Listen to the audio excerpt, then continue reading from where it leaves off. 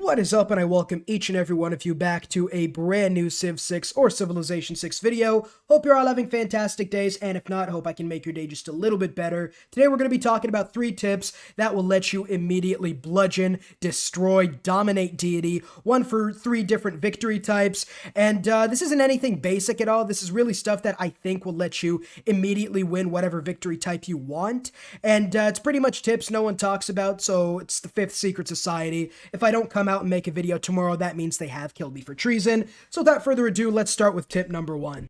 The first tip is going to be for a domination victory, and it's something that I think wasn't true before, but then became true after a couple updates, and that is the swords, not cavalry, is going to win you games on domination. Let me explain. I don't mean swordsmen and horsemen. I don't mean knights and man-at-arms. I mean all these guys. I mean, like, swords and melee units are better than cavalry units at every stage of the game, honestly. The only advantage cavalry has is a couple extra melee strength and a little bit extra movement speed, which was important back during the base game, maybe even Rise and Fall, but ever since battering rams and siege towers stopped working with cavalry, they have become immediately less viable. If you're going for a classical era rush, building up that cavalry army, the enemy just builds one stone wall boy, and you're pretty much not doing anything. You could go catapults, but catapults sucks so badly early game. Like, you should never build catapults.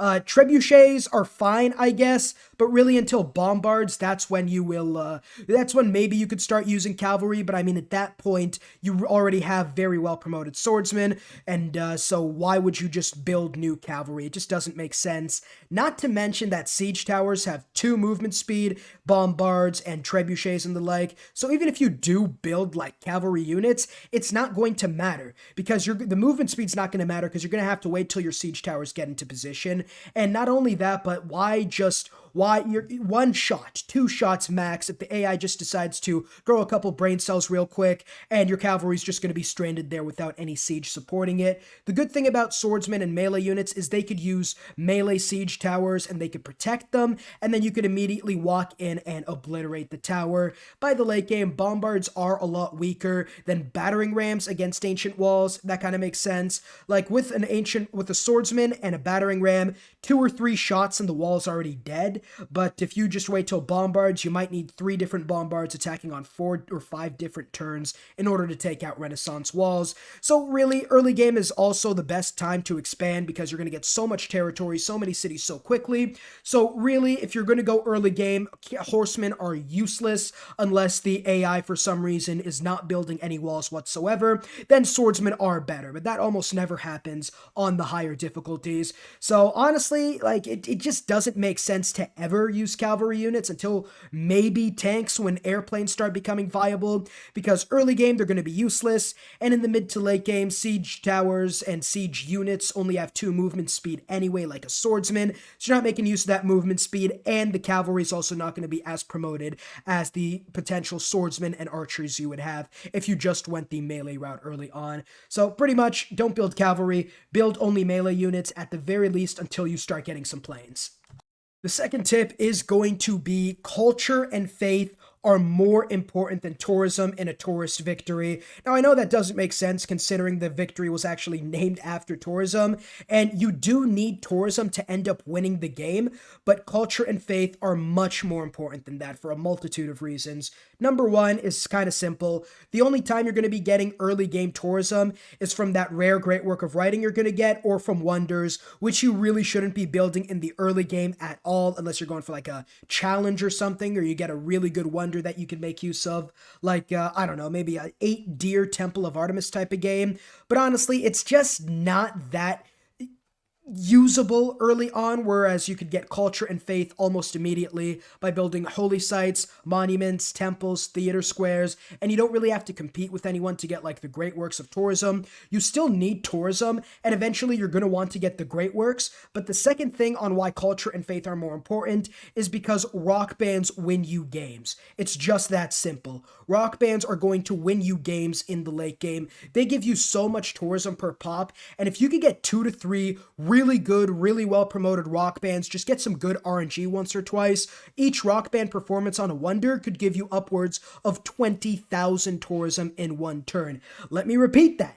20,000 tourism in one turn, whereas if you go all in on regular tourism, you're not making more than a couple grand at most. It is more consistent, obviously, and you still need tourism to get your rock bands to be powered up, but really it's faith and culture that's going to propel you towards victory, and also because culture does end up giving you seaside resorts, it gives you Statue of Liberty at Curtin, and it also does give you the national parks. So really, culture early on is a lot more important than tourism. We already know that, but it's just even more important later on in the game when you're just trying to secure those late game civics, and getting rock bands earlier on along with a massive faith output will let you win games much quicker than just focusing on tourism, if that does make any sense. So yeah, don't focus on tourism at all. Just focus on culture and faith, and you should be good. You'll get tourism eventually by getting the great works in the theater square and by getting archaeological ruins, so it doesn't make sense to focus on tourism early on,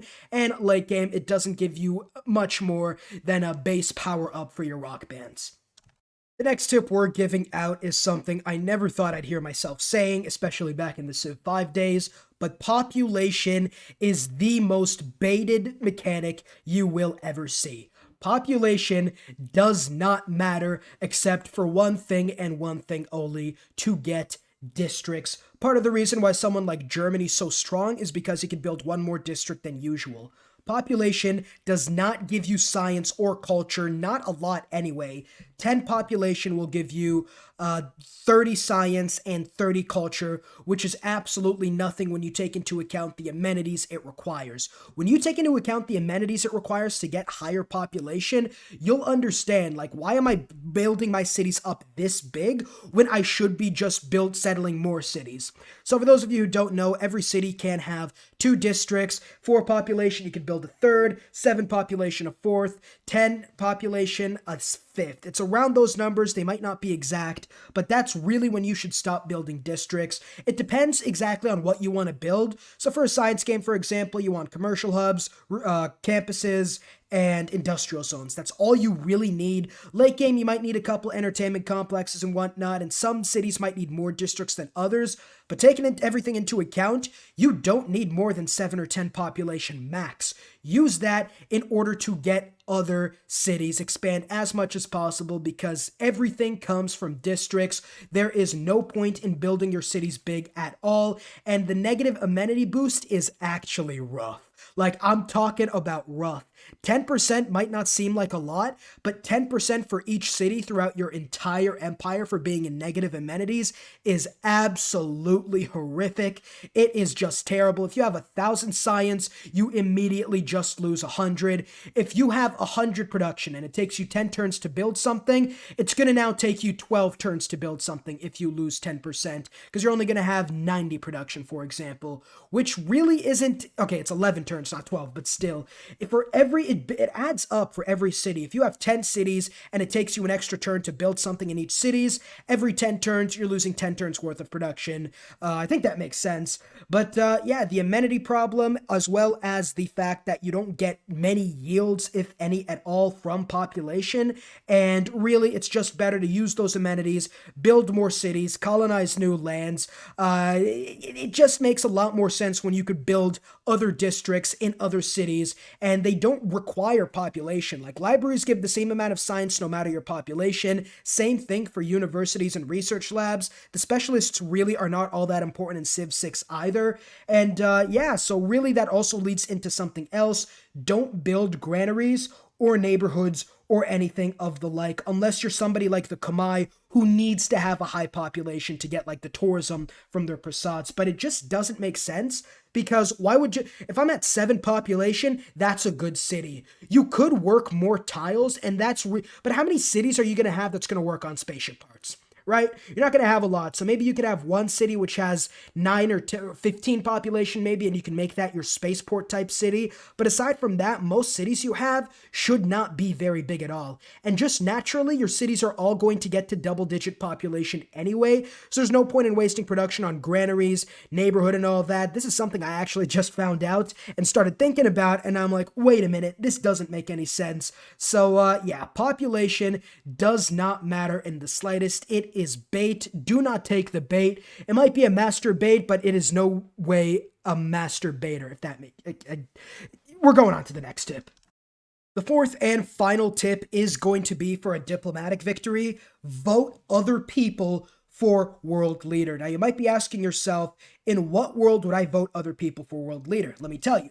Number one, everyone's going to vote for themselves as world leader anyway. So if you have Diplo favor, you could spend it on other things and ensure you win the other 2 Diplo victory proposals. For example, if it's like which religion and which unit gets extra combat strength, and you throw all your Diplo favor at that, and then just give a couple Diplo points to whoever has the most Diplo favor, 9 times out of 10, that person's going to win, and you are going to be getting 3 Diplo favor anyway. And you might be asking, well, yeah, but I could get 5 Diplo favor if I just win every Diplo victory thing and vote for myself.